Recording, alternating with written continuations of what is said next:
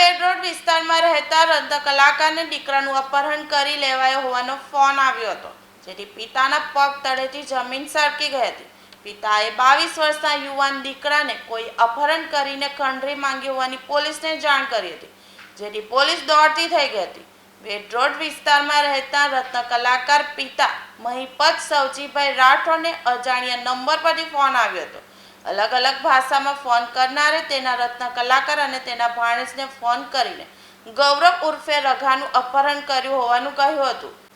જો જીવતો જોઈતો હોય તો 4 લાખ જમા કરાવવા કહ્યું હતું. ચિંતામાં મુકાયેલા રત્ન કલાકારે તુરંત ગૌરવને ફોન કર્યો હતો, પરંતુ તેનો ફોન બંધ આવતો હતો, જેથી પોલીસ પાસે દોડી ગયા હતા. પોલીસે ઘટનાની ગંભીરતા દાખવીને તાત્કાલિક અલગ અલગ ટીમો બનાવી હતી. બાદમાં ટેકનિકલ સર્વેલન્સના આધારે 3 કલાકમાં જ સચિન નજીક બુડિયા ખાતેથી ગૌરવ ઉર્ફે રઘાને બાઇક સાથે શોધી કાઢ્યો હતો. બાદમાં પૂછપરછમાં ગૌરવે કબૂલાત કરી હતી કે તે જુગારમાં 2.5 લાખ રૂપિયા હારી ગયો હતો. માથે દેવું થઈ જતા આ પ્લાન ઘડ્યો હતો, જેમાં 10 દિવસ અગાઉ સિમ કાર્ડ ખરીદી તેના પરથી પિતાને ફોન કર્યો હતો. જોકે પકડાઈ ગયેલા ગૌરવ વિરુદ્ધ પોલીસે ગેરમાર્ગે દોરવાનો ગુનો નોંધી વધુ તપાસ હાથ ધરી છે.